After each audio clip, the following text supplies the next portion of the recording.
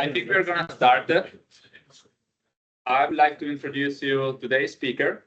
So Tolga, you might have met him already. He's a great musician as well. So maybe you saw him in some nice jazz bar playing music, or maybe you saw him at CVPR, as he's like the official drummer of CVPR.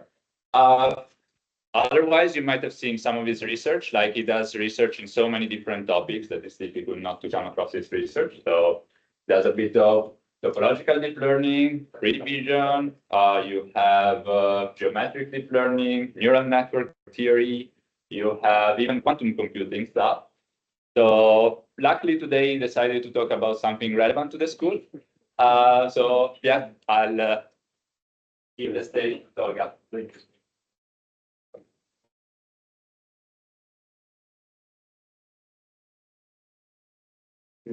Thank for this nice introduction. Luckily, you arrived in the blues kitchen, but I won't be here. But I can talk about this in the blues. That works good. Yeah. Okay. Yeah. So, how is it going, by the way? The entire LOGML. I'm super proud of these guys that they organize this. It's, I think for me, it's amazing. So it's super good to be here to talk to you. It's good that you are here because we are always here. Yeah, so nice to meet you. So today I will be talking about this rather new, and if you ask some other people, rather old research field called topological deep learning, which we are trying to, let's say, in the modern era of machine learning, we are trying to push this a little bit more and kind of make people really understand what this is all about. I saw recently a Reddit post. Some person wrote, is topological deep learning a hoax or a scam? Scam, in fact, scam. I don't know how a research field can be scam, but a scam. Yeah, so hopefully I will try to tell you why it's maybe not scam.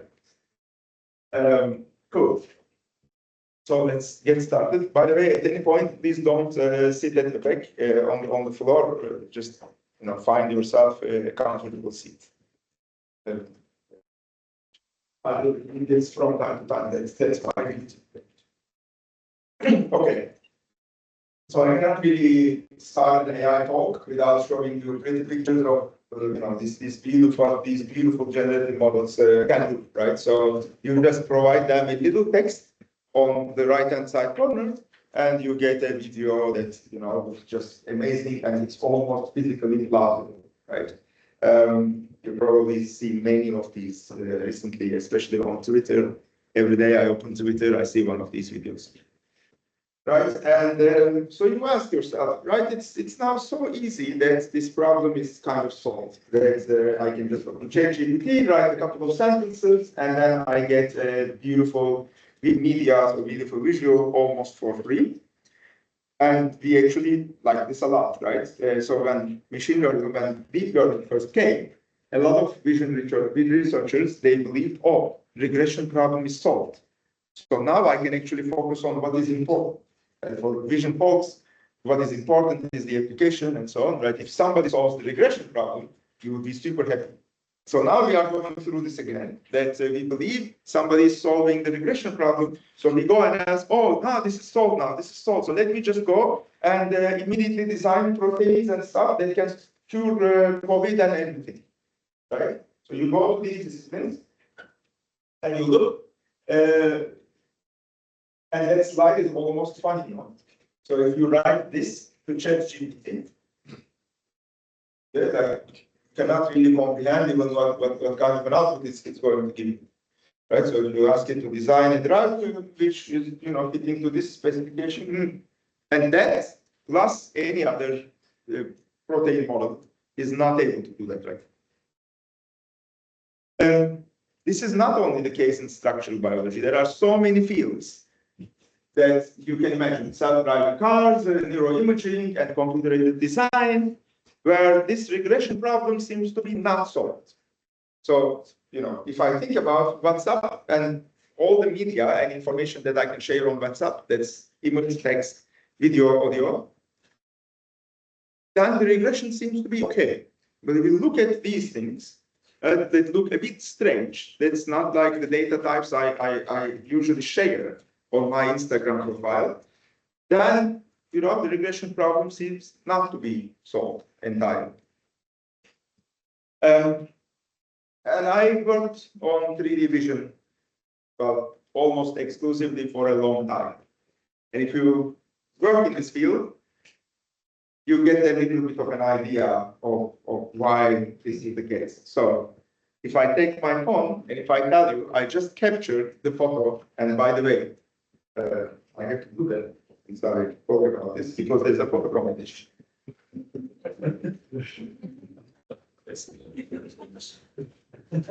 So I took a photo, and so you immediately know what I did. I recorded the light in this room into a two-dimensional n by n matrix, where each element is recording the RGB value of the light that is being accumulated in that particular pixel of the sensor. Right? And we all agree on this. We all agree, and therefore what we do is, now we have neural networks, then we design neural networks to fit that representation, because images are everywhere, and if I do neural networks on images, everyone is going to be on board with such a tool.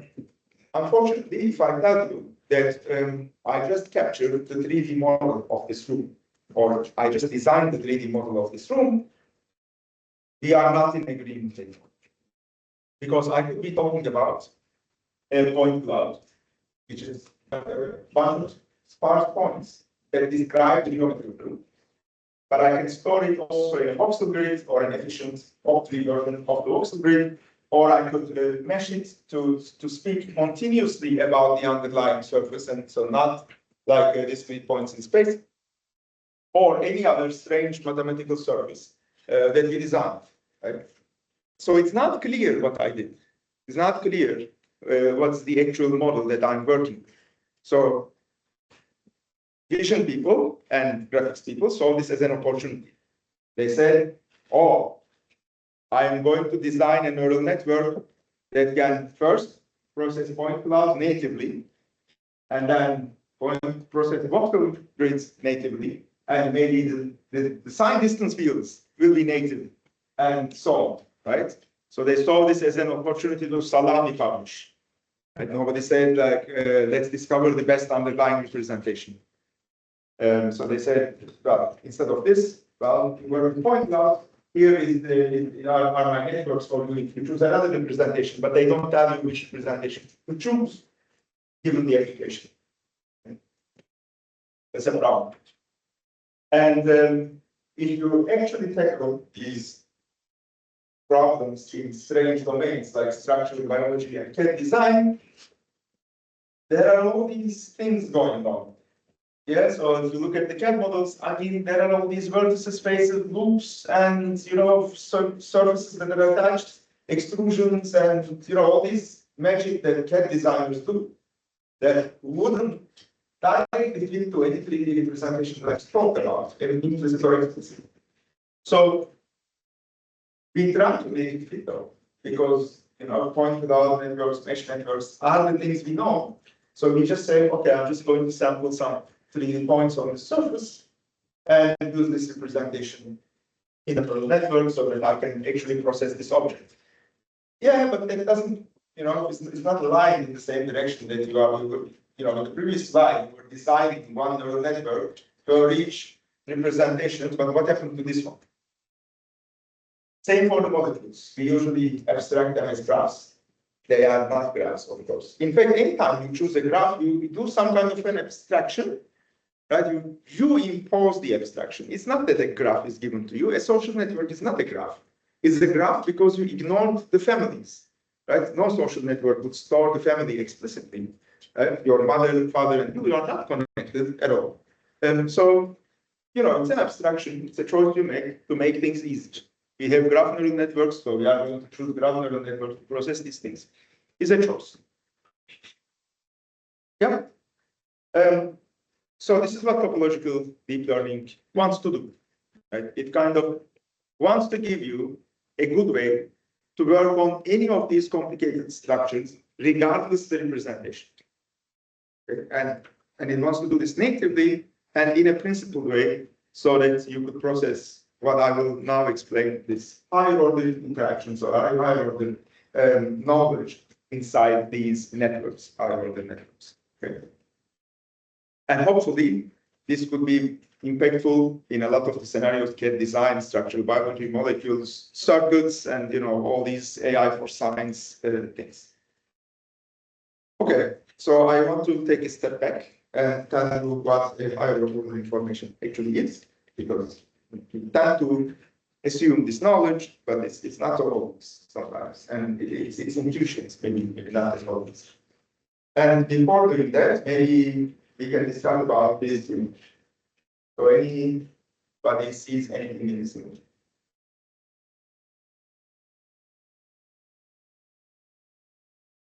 You can shout.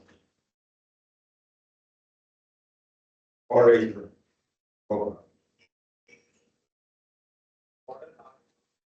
hand. Bullshit. Some people like this. Any thoughts? Good, so you are too educated for me to ask this. When I ask this question in more, less machine learning educated environments, the immediate reaction is that people want to say things like there is chaos in it. It's an image from maybe 18th century, and it's depicting war in some kind of a third Baroque style and stuff. So these are the things that I actually hear about.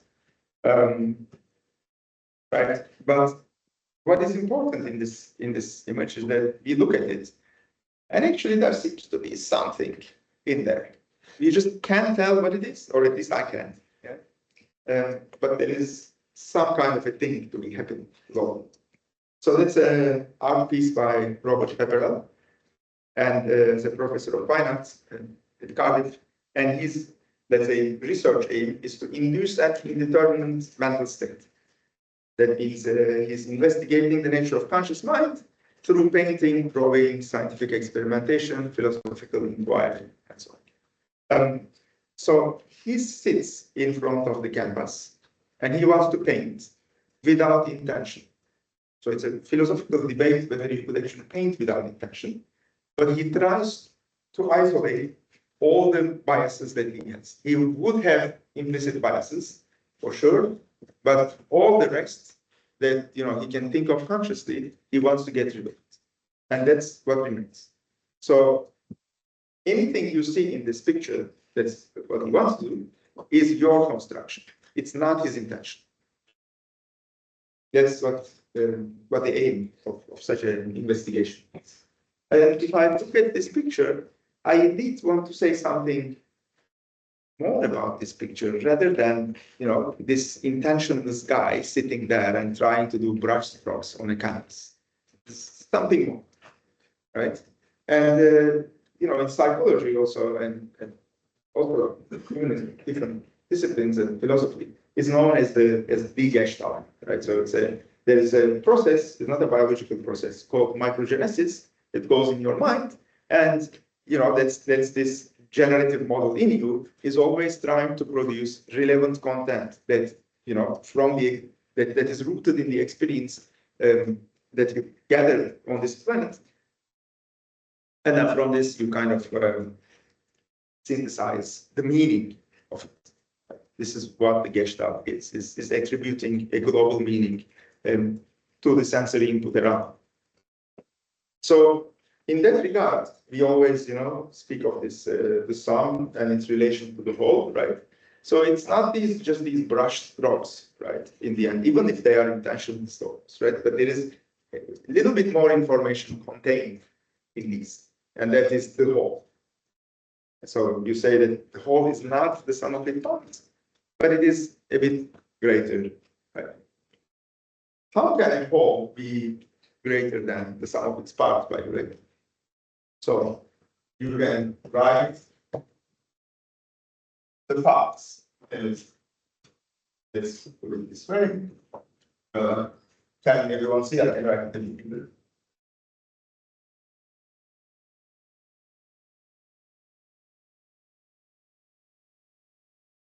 So it depicts the individual parts as the set from x1 to xn, right? And the whole as a function of these things. So how can the whole be bigger than parts? Because of this. Because the way they are composed, the way things are put together, carries information in itself. It's not the information contained in the parts. This is why it's compositional. It's the directionality in composition, right? So you compose through a function. And that's why Y is larger than the sum of its parts. If F is completely non-informative, which it will be, then maybe not. So not all Fs are like that. Fs that are like that are usually called to produce what is called the super variance illusion. This information theoretic way to look at it. So why don't we use this information theoretic way to look at it? To exemplify how this could be.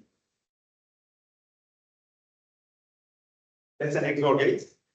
Everyone knows that. Who doesn't know? Good. And that's the truth table of the XOR gates. So what is very particular about this, which, when we look at this first time, we don't realize, is the following.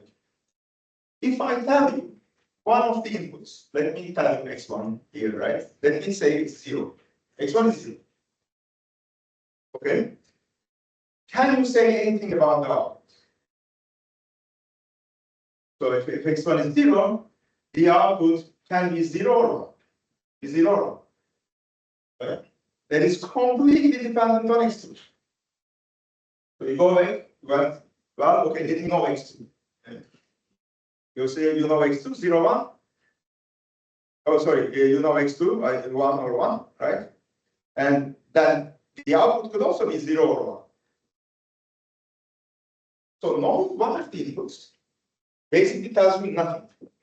There is absolutely zero information, even if you know half of the data.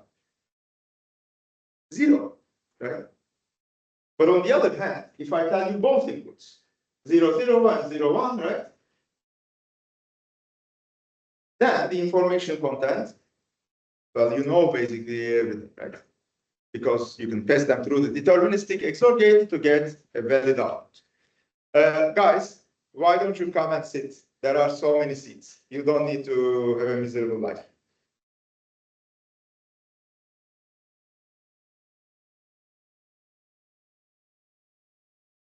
Yeah, come. You really, yeah? All good, okay. Good. So that's what I mean really by this high volume kind of information, right? It's sometimes if this is an extreme example that in order to determine the output, you need to have access to all the information, right? It's the parts individually are non-informative at all. They mean nothing. That's a different, right? And in also in information theory, but in other places it's known as this redundancy and synergy interval. So you can do this exercise in your mind of trying to cut one of these rings in the middle and take it out. Okay? You can do this exercise. Cut one of these and take them out. The system is a little intact in the sense that the pairwise connection of this ring to this ring is not broken. You see, they are there. There is still a link. I'm trying to do this the same. You choose any ring and cut it open with scissors and take it away. So you see that the entire system is broken. So it's not rooted in the pairwise connections of these things. You need to have the entire system together in order to achieve this state. individual parts are rather meaningless. Yeah. So that is foramen rings, by the way. Maybe you know it's from the literature, and it was a very ancient. People have been fascinated about these things for quite a long time, and the fascination still continues. Even in in Vanos, right? So there's this Canto 33. It talks about the so this whole universe is held together, right, by this triad, the body triad, and even behind this there is this logic that you cannot really take away one piece out of it.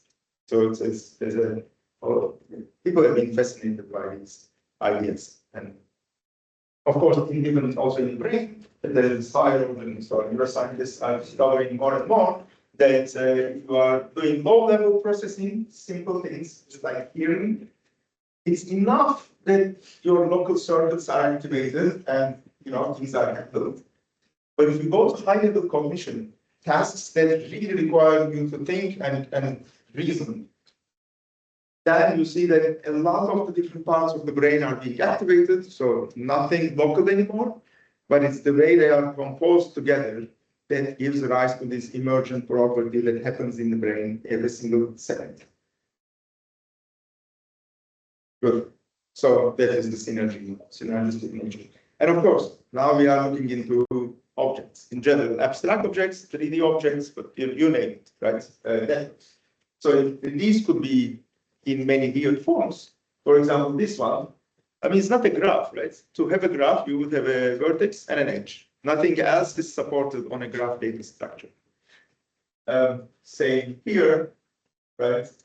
So there are these spaces that you cannot really know how to process. And this would be a graph, but without edges. So maybe this is supported. And so, but we want to process all of these data domains. Right, and I also want to tell you something. There is so people who call topological deep learning a scam usually argue the following. I could just have a graph, right, that would have as a node another thing, a face, and I would actually connect this node to all the other three things and create this augmented graph, which is usually called a Hasse graph. Okay, and I can just do that. I can just process this. There is a general theory. So let's say you take a data domain, whatever it is, right? And then maybe let's call the topological or the higher order analog is obtained by a lifting process. So I'm going to call this the higher order domain. Okay. You can have this lifting by many ways. You can just compute, the community cycles, all these things that are not supported in the graph, and you just add them to your data, and then it just be a higher order thing, right? So now you have a processing algorithm that can process the data domain. And what we want to do, well, is that, well, some output, so just call this effects, and then you have some operation that would give you, you just use some kind of a graph type things, so lower order things here, but you kind of do, I don't know, another positive, whatever operation you want to name this, that will give you, so I'm going to call it sheet. Right? As if you process the higher order domain.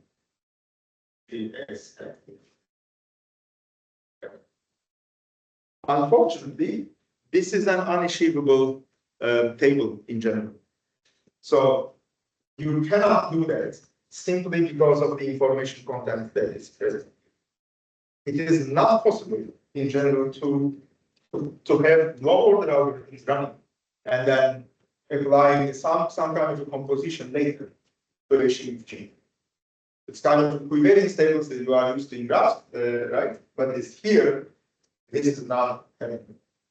Yes, so you really need to process the higher order domain, or you need to find a very specific way, a very specific curated algorithm to actually make it simple.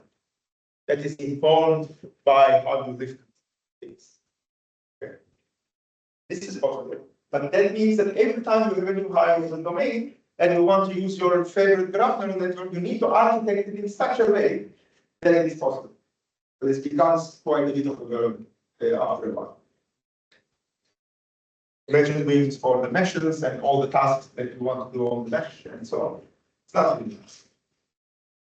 Okay, so to be able to do this, to be able to process higher order information, the easy mathematical toolset is given by the topology. And this is in, yeah, so this usually dates back to these guys, Poincaré, Euler, and Benedict. And it's not the first time, of course, tools from topology enter in deep learning. We usually have, for example, persistent homology. I'm not going to talk about it a lot, but that you can have a lot of tool sets from persistent homology and dynamical systems going into processing point cloud and so on and so forth. This was more in the handcrafted era, I would say. And usually, you know, when we talk about a complex, a higher order information, an abstraction, much like you would have in a graph, like a node and an edge, we would have a bit of more higher order entities, like a triangle and a higher order version of that, which is like a void or yeah, call these things meters. And then you can assemble some of those into a complex, right? Which is much like a data structure that would have many interesting topological features.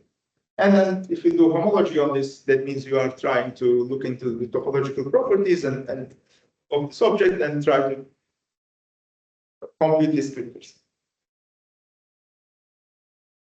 And people have done many of these in 3D vision, in molecules, and they still do that. So, for example, if you have a generative model of a 3D shape, and you want to control its topology, so you want to specify how many holes it has, for example, right? One easy way is to condition the entire diffusion process using the persistence lag on the persistence diagram, which is a topological descriptor of the object, and by controlling the persistence diagram, so how these features should look like, you will actually change how the output will look like topologically. Possible. Yeah, people, as I said, did the molecular property prediction using multi-parameter versions of these. But as I said, the PDL is not about this. So we are trying to process data on topological domains. We are not trying to compute yet another handcrafted topological descriptor.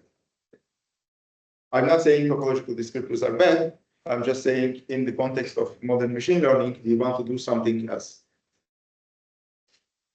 People have tried to do stuff like this. For example, they took a point cloud and then they were inferring, given the point cloud, they were inferring a set of edges, faces, and whatnot, right? By a neural network. Of course, the direct output of a neural network would be inconsistent. So if you just put them together, the object would not look ideal. So you would have some kind of a geometric optimization that goes, and then the final object is recovered. So it's good that this part is data-driven, but this part is not, right? So this is informed by the topology and geometry and so on, but this is not data-driven while this side was. But unfortunately, it results in inaccurate predictions because that information is not valid. People try to process actual CAD models, but you see that every time they did such a thing, they were decomposing the faces, edges, and whatever co-edges, and then they were trying to do individual convolutions, and they were trying to design their convolutions on top of these to do, for example, a per face segmentation on a boundary representation on a native CAD model. You know, and these things work. It's not that they didn't work, but just we need to go a little more than this. We need to do a bit more. And yeah, so the entire argument is that we are coming back to this simply because we see that there are in a lot of domains, there is this higher order information which a naive neural network wouldn't take into account, simply ignore for simplicity reasons. And second, we have now a good tool set from mathematics and giant GPUs to actually make that happen. Okay. There is one thing that we miss, which is the data, because higher order information is a bit counterintuitive to humans. And when we collected all these networks, we made the abstraction of the graph. And this is why we have much more data. It's not because all these data were naturally in graphs. Anyway. So when it comes to data, that's what I really mean. So we take a relation of data, right? So that means, I have an image, which is a relation between A, B. So I'm going to put them in a set. And then ABC, which is a relation of 3 entities, A, B, and C. So they are their own set. It's not that I'm decomposing these into pairwise things. If I did, that would look like a classical graph neural network, which would have one edge here, and then this relationship, the three-way relationship, it would be broken into A, B, A, C, and B, C, and then added separately. It's a graph way of saying this. But I want to keep this as is, right? And for all the relations, if I have a four-way relation here, rather than trying to break it apart into its pairwise components, I want to process it as is. But that's the premise, right? So how can you build statistical models of that nature that are better suited to the actual data that is given in a relational form? And many data are in relational form. So if you do, if there are mathematicians, if you do a bit of category theory, you suddenly realize everything is just category theory. Anyway, so the same principle applies here. You can write many things in terms of relations in data. Good. So that would give you a good tool to represent any complicated objects or relationships, right? Local or global. You can write, for example, these hierarchical structures, right, of molecules and proteins and whatnot, while respecting the individual properties of the elements. So, for example, it's not like a hypergraph where you cannot distinguish the amino acid from this more higher order thing anymore, or a combination of amino acids, like proteins. Right? You would actually still know that this is an amino acid, and these are individual, smaller molecules and atoms. So that means, right, you can do something more than just hypergraphs and graphs and all. And this in turn will give you a possibility to speak of higher order features of data, right? Whatever that means. So you would have a face, and this face would be a central entity rather than becoming a combination or a convex combination of the edges, for example, right? So you will have this feature, and then you can start interacting higher order entities with higher order entities. That means, you speak of any interesting types of interactions now, or lower order entities and higher order entities. Right? That's fine. And the expressive power, although I don't like this at all, theoretically goes up a little bit, but who cares about WL anyway? And long-range dependencies that you can actually model. I'm going to talk about this, how you can do this. So the important thing here is that we focus on neighborhoods rather than global structure, right? So, for example, the geometric deep learning classically would tell you that they will couple the domain and the functions defined on the domain and the transformations that act on the domain. So for that, you need to speak of the domain one way or the other. And usually, for example, if you have a sphere, you have a global description of the domain, but you don't have it, right? So instead, to kind of completely get away from this, which we cannot do in general, what you do is you look at these local neighborhoods. So the local neighborhoods are defined if you have continuous surfaces like this, and they are also defined discretely if you have a discrete approximation of the underlying domain, or you don't know the underlying domain in continuous way. Okay, so to give you just an idea, I think you will have more presentations, and maybe in your groups you are doing some of this, but I'm going to give you a gist of what this can actually look like. So imagine now you have a graph on the left-hand side, and now I'm talking about relations. So I'm going to write this graph by the vertices 1, 2, 3, 4, and then the relation set that is defined through these on these vertices, right? So this becomes a subset, the power of the power set that is that can be constructed from the elements 1, 2, 3, 4.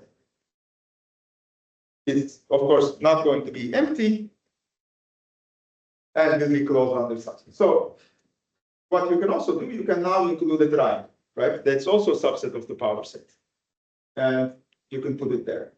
Okay. And now the same data structure can actually hold both of them indifferently. You can do something more. You can assign an order to that. And much like the directed graph, you have an order for the edge. You can define an order for the simplex as well. You just take an orientation of these things, right, of the vertices, and you can say that they are oriented in such a way. You would replace the curly brackets with a general parenthesis, and you would just write it as a vector. That is, for example, if you process 3D meshes, you would immediately see that the face normal has an orientation. And the only way to determine this orientation is through the feature of a face. So face normal cannot be determined purely from the vertices themselves.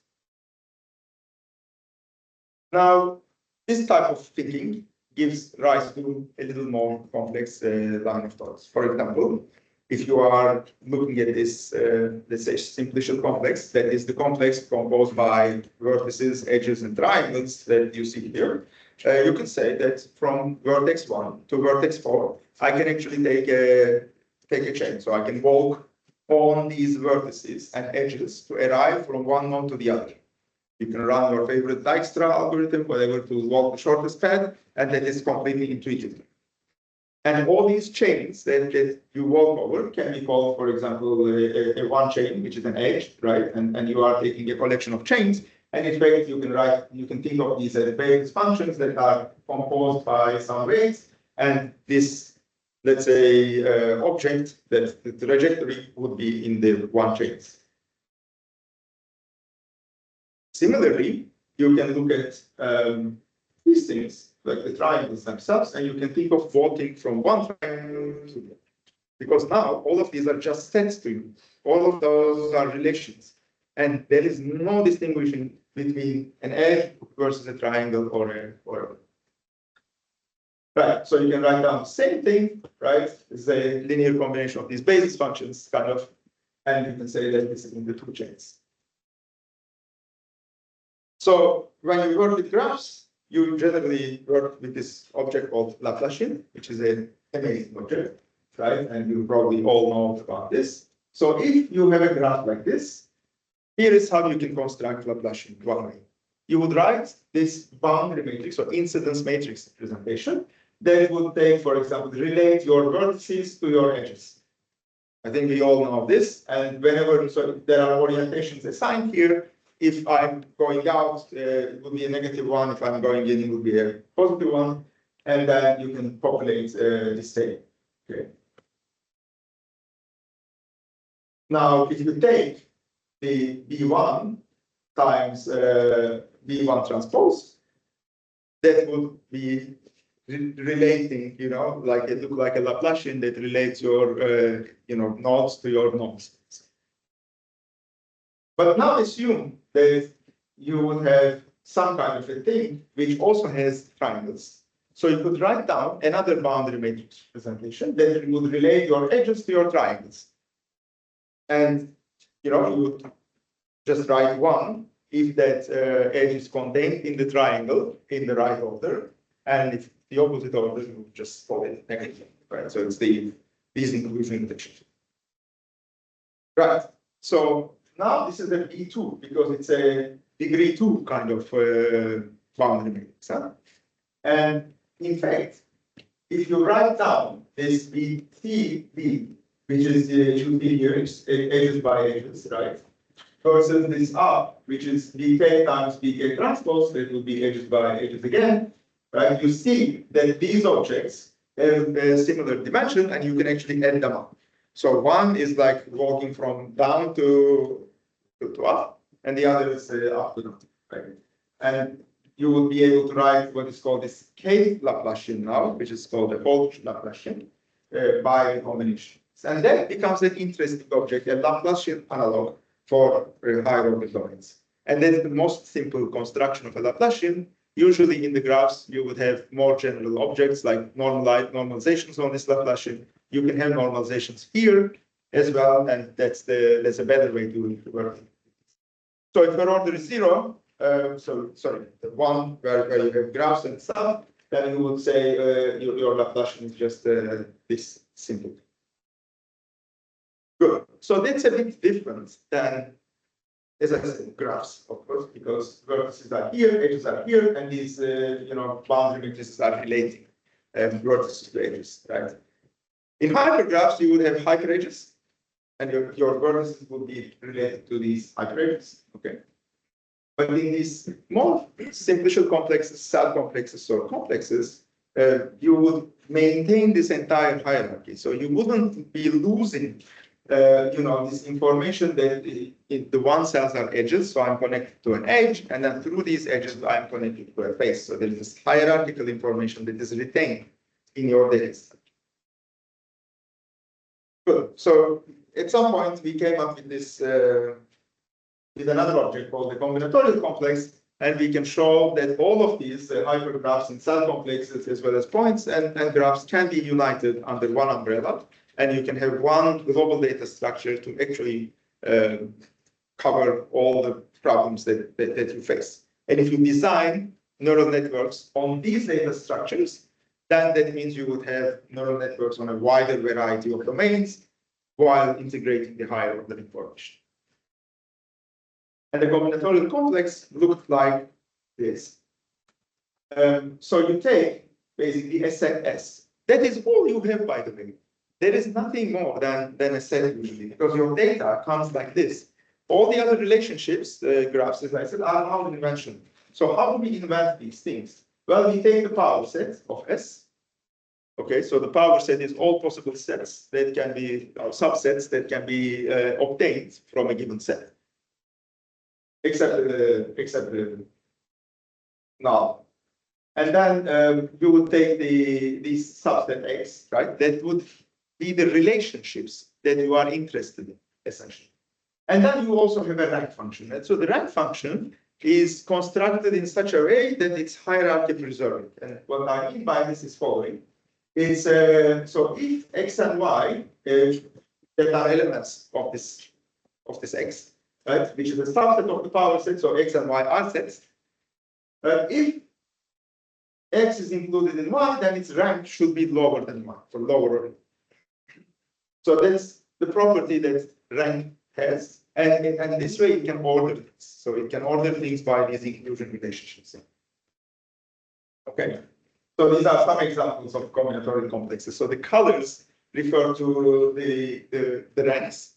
So this is a zero order and a first order and a second order cell. And you would be able to construct way more complicated stuff. And you see, it still looks like a hypergraph, but it's aware of the hierarchy, unlike a hypergraph. Now, the interesting thing, and this is the best part about working with these data structures, I think, and this is the art of topological deep learning, that you design your neighborhood functions. So typically, if I give you this point cloud and a red dot, an anchor point in the middle, you would say, okay, I'm just going to compute the neighbors. Think of an epsilon ball, and whatever falls in this epsilon ball is going to be connected to the current bound, and you can have a neighborhood of vertices. But now your object is a little more intricate than that, so it contains edges. Well, you could say the same. Well, whatever edge that is around me, I'm going to consider them as neighbors as well, because I don't want to distinguish between edges or vertices anyway. These are all informative entities to me, right? So, but you could go a step further, because now you have faces around you as well. So you could also think of these faces as neighboring faces. So you see that there is a hierarchy of neighborhoods. You have vertex neighborhoods, edge neighborhoods, face neighborhoods, and higher order face neighborhoods. And that is usually, basically, there's a function n that assigns every sub-CC. So you take a combinatorial complex and a sub-combinatorial complex out of it. So CC is the very general object. So it's you could just like a graph and a subgraph, you would have a combinatorial complex and a sub-CC. And then you are going to assign the non-empty collection through the subset. That's how you can define general neighborhoods. They can be local, non-local. So once these are given, so you choose a vertex set, and then you construct your complex. Okay, you do your favorite choice of abstraction. So you build your network with high order entities. And then you design your neighborhoods. What kind of neighborhoods you want to look at. Once these are defined, the entire topological deep learning, gives you a set of operations that can transfer what you know in deep learning to those new data structures. That is the premise. So one example is that you have a graph convolution, which you have an adjacency matrix on the left, weights on the right, learnable weights, right, and your features are here, and there's a nonlinearity that would be the most stupid way to write a graph convolution.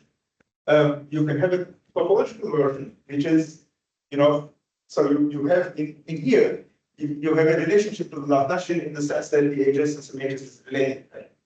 And here you will have a relation to the Laplacian, which is the K order. So you would have something like a K that is related to, to the rank. That is the, if you are processing edges versus faces and so on and so forth. But of course, because it's more general and you could have all these interesting chains now, you can write down more crazy convolutions that is completely possible that I'm not going to. But in graph, there was a transition, maybe you noticed. So it started with writing down spectral operations, first in the language of Laplacian. So there were convolutions, in the Fourier domain, and people did the Chebyshev approximations to work around certain downsides, and so on and so forth. There was a whole story. And at some point, some other people came and said, well, this is all message testing. So I don't need to go to the Fourier domain anymore, no need to go to the spectral domain. I'm going to write down message testing. And depending on how you construct your message testing, all of these were covered. Sector. So it's just that you design message testing in a little interesting way, which means I have all these distinct neighborhoods now. So I need to compute my messages first within neighborhoods. Rank 1 neighborhood, rank 2 neighborhood, rank 3 neighborhood. And also these are kind of, let's say, rank local messages. And these rank local messages can be aggregated once again. So you can think of these in a hierarchy, and they can be aggregated once again to compute the actual message on a given node, or an edge, or a face, and then it can be transmitted to the next iteration. That's how you can do message passing models. You can really see this as a hierarchical thing. These local neighborhoods, they compute these messages in themselves, and those messages are later aggregated to a sample message of the entire local sub-system. And instead of having one message passing type of thing, you can have two. So one aggregation here, another aggregation. So many fascinating stuff happen when you think about these structures. It gives you interesting ways to think about your own, the things you actually know. For example, one of them is pooling, and I love this. So you want to kind of have such a data domain, which is like and you would have this type of fake graphs. There are nodes and then there are edges. And what pooling is essentially the following. You invent these virtual rank 2 cells. Okay? And each rank 2 cell is connected to a 2x2 node with a little order. So you arrange these rank 2 cells in a particular way. And then you send messages from these edges and nodes to the higher order cell. Okay? So your message could be you send all these, and then there's an aggregation happening in the virtual cell, right? And once you do that, you take the quotient. Right? Look at the quotient, which means you are only left with the with these two cells, and you actually, so you pull forward the information, you take the quotient, right? And then you forget about anything else, and then relabel this new rank 2 cell into a graph. That is a fancy way of talking about the pooling operation, but this gives rise to pooling in general topologies. Now, pool information regardless the rank, regardless how it is, because it's information package, testing and aggregation and quality. So design whatever you want to do. Unpooling is design this similar. And there are these little tensor diagrams here that you see. So this means this is just encoding in a topological network from which rank to which rank the information goes. There's a remarkable resemblance to Feynman diagrams apparently. And so there are a couple of types of nodes, merge node, extract node, and so on, that you can use to talk about topological networks as if you talk about topological quantum computing. As if anyone is interested, I will get you to talk more about this. It's very interesting. Anyway, you can send messages from a point to a very distant point simply by making up this virtual cell again. And instead of trying to send messages through a path, you send these messages to a virtual cell, and then virtual cell is responsible for aggregating these messages in the proper way, and then it transits back to the graph. It's the same logic as pooling, but you see how this mindset of designing topological operations is. Right, and having these at hand message passing, pooling, and whatnot, you can design a set of topological layers on top. The beautiful thing is that now you can send messages from vertices to faces, from edges to edges, edges to faces, whatnot, right? There is a complete flexibility in how you design this. So, and even if you want to do, come up with a new mesh convolution, you could actually look at this and make a specific choice and come up with a specific algorithm for your mesh CNN. That's it's completely valid. Or you just don't make that choice and connect the network in many flexible ways and let it run. Yeah, I'm not going to talk about these things which we see to, well, we are still engineering this, huh? So the performance is on par or slightly better usually than whatever we have currently without any engineering. We are trying to come up with ways that where this can make bigger impact, especially this comes with data, higher order data. So Bastian has, for example, Mantra, a synthetic data set for exactly for doing this, I believe. And we need to do a bit more on this. But so I don't need to really show you a lot of results. But I will show a couple. So there are equivalent versions of this. So your mesh can be rotating, and you want to be maybe invariant or equivalent to these rotations, just like in the GDL case. That is completely fine, and people have done this. People have found views in these. We have also developed some transformers on top of it and related position encodings in order to process, in the modern way, some cell complexes, right? And their applications are in structural biology or chemistry again. But you can think of your attention mechanism to be, instead of having one attention, now you have k attention, right? So you can have attention between entities of different ranks, right? So between vertices and edges and maybe faces and so on.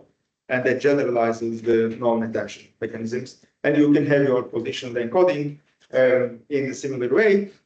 So most of the positional encodings, if you work in graphs, they are originated in random walks.